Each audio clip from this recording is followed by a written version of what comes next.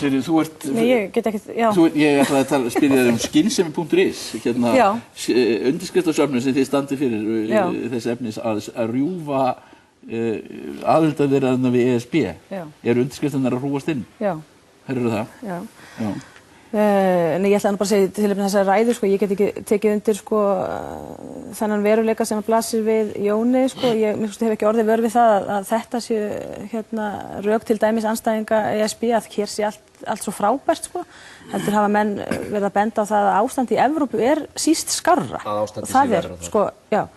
Það þýðir ekki að hér sé allt frábært, heldur segir meira stöðuna í Evrópu.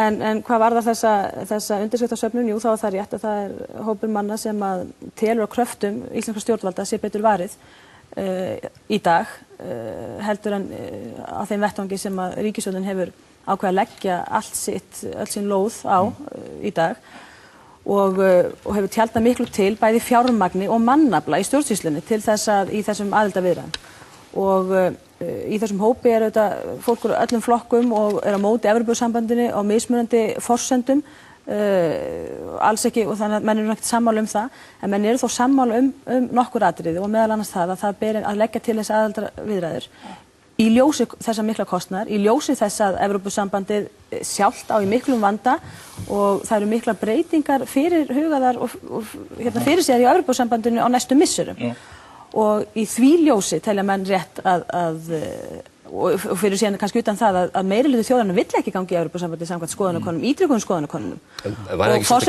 og forsætisráðherra er nú sá stjórnmálamaður sem að hefur nú talað hvað mest og ég leyfi mér að segja látlaust á sínum stjórnmálaferli vilja þjóðarinnar. Hún ætti nú kannski að hlusta einhvern tímann á þennan svokallaða vilja þjóðarinnar. Þetta er eins og Sigmundur Davíð vill að það verði hætt við aðildarviðræður núna en fólki er leyft að kjósa að seinna hvort það er að taka þær upp aftur. Svona getur lýðræðið verið sérstakt. Hvað er sérstakt við þetta? Er ekki býsna margir sem er ekki endilega sannfærðir það hafandi ekki síðan einn aðildarsamning að Íslandi er heima í Evrópusambandinu en vilja engu að síður klára þessar viðræður. Jú, það er rétt. En þessi röksemd með að það gangi svo mikið á í Evrópusambandinu og þessu erfiðleikar þar og það eigi eftir að breytast svo mikið, hún hefur átt við alveg síðan að Evrópusambandið var til. Það er alltaf að breytast og tekur breytingum mjög reglulega. Og að segja að það sé ástæðan fyrir því að sitja og bíða, það er bara eins og maðurinn sem að sagði fyrir 20 árum að hann ætlaði ekki að kaupa sér tölvu af því að það væri betri gerð á leiðin einhvers staðar og hefur fyrir vikið ekki notið kosta tölvutækninnar. Efnahagserfiðleikarnir í Evrópu eru ekki Evrópusamstarfi sem slíku eða evrunni að kenna. Það eru aðrir þættir þar. Það er miklu frekar hægt að halda því fram að menn séu þó að ná talsverðum árangri í að vinna sig út úr þeim í sameiningu og að landa eins og Grikkland sem hefði enga aðstoð fengið fyrir einhverjum áratugum njót hennar núna. Spurningin aðild að Evrópusambandinu snýst ekki til dæmis efnahagsástand í Evrópu heldur ákveðna aðferðafræði samtakamátt ríkja til að takast í sameiningu á við þann missi fullveldis sem að ýmis þróun, hnattvæðing og annað slíkt hefur svipt hefur skert fullveldi hvers ríkis fyrir sig. Þetta er ákveðin aðferð til að reyna að ná vopnum sínum og takast á við vandamál í sameiningu. Mér sýnist ef eitthvað er að það gangi bara mörguleitar og ágætlega hjá Evrópusambandsríkjunum. En ef við fáum öfluga skoðana undirskriftasöfnun inn í þetta, segjum að þeim takist að ná í 30.000 undirskriftir, ég meina 40.000 undirskriftir. Ég meina hvað fer það að þýða fyrir bara stjórnmálin hérna? Þetta getur verið rosalega sterk skilaboð inn í flokkana og þetta getur kannski komið þessu máli á rót og það er náttúrulega þegar ákveðnu róti út af Jóni Bjarnasyni og þessum nauma þingmeirihluta. Já, við værum komið með breytta stjórnarskrá að tiltekinn hluti kjósenda geti krafist þjóðaratkvæðagreiðslu og getum haft þjóðaratkvæðagreiðslu eða hvort við ætlum að hafa þjóðaratkvæðagreiðslu. Það er enda mál sem ég ætlaði að koma að. Eitt er sem ég nefndi Kínverjan og það í framhald af því þá kannski framgöng Ólafs Arnars Grímssonar. Þorsteinn Pálsson skrifaði grein í Fréttablaðið í gær þar sem hann sagði að aðferð ríkisstjórnarinnar núna þegar Ólafur Ragnar Grímsson er búinn að móðgana mjög æftarlega í raun og veru sé svo að kalla saman ríkisstjórnarráðsfund á Bessastöðum og ríkisráðið sem sagt vettvangur forsetans og ríkisstjórnarinnar bóka ágreining við Ólaf Örð forsetans og senda það síðan til þeirra þjóða sem hann hefur verið að ræða sem þó sannlega Evrópuþjóðirnar sem hafa lagt okkur til peninga. Hann á vandinn, sko, hann fullt af útlendingum sem að halda að forsetinn ráði einhverju og það skiptir máli hvað hann segir. Svona stjórnskipaninni, hann náttúrulega gerir það ekki. Nei. En ég var að lesa fréttir í norskum blöðum í síðustu viku að Ísland krefjist hins og þessa, byggt á ummælum forseta Íslands. Já. Ísland bara hefur ekki krefist eins eða neins. En það er eins og ríkisstjórnin þor ekki að andæfa honum. Ég meina Jóhanna Sigurðardóttir sagðist að fara að spjalla við forsetann. Hún sagðist ekki viss að vera rétt eftir haft. En ég meina maðurinn, hann talaði þetta í sjónvarpsmyndavél. Það er mál af svipuðum toga en nú ummæli Jóhannu sjálfrar sem að þegar hún vísaði í ályktun þingsályktunartillögu sem hafði samþykkt á Alþingi varðandi innrásin í Líbíu eða aðgerðir þar og taldi að fullisti það yfir sjónvarpsmyndavélar að Össur hefði farið þar í einu og öllu eftir þingsályktun Alþingis. Það liggur fyrir það að Alþingi voru aldrei ályktaði málið. Nei. Og ég meina þarna að mínum mati vanvirður hún auðvitað Alþingi þarna alveg gríðarlega og ég er alveg hissa að þingmenn skuli ekki hafa krafist svara hjá henni varðandi þetta. Og til þess að fá þessa ályktun á borðið. Hún virðist þú hvergi liggja fyrir.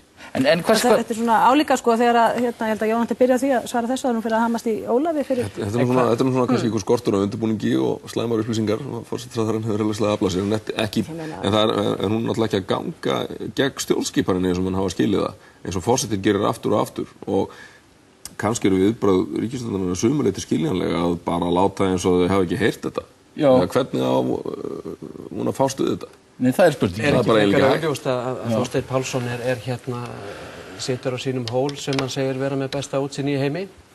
Kögurmerkin eitthvað sliðis, það er ratsjár fyrirtæki sem heitir Kögur. Merkilegt að menn vilja nú kenna sig við það. Íslensku fræðingurinn.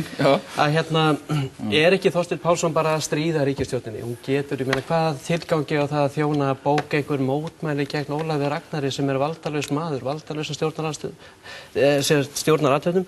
Það sem Ólafur Ragnar hefur sagt, eins og þú segir, í myndavélina, hann er búinn að segja það, skaðinn er skeður. Og hvað, ég þá að magna upp skaða með því að senda fréttatilkynningu í heim og segja að hér er allt í ágreiningi og við erum á móti í forsetanum. Ég held að áhrifin af orðum og gjörðum forsetans hafi gerðisbundið verið ofmetin.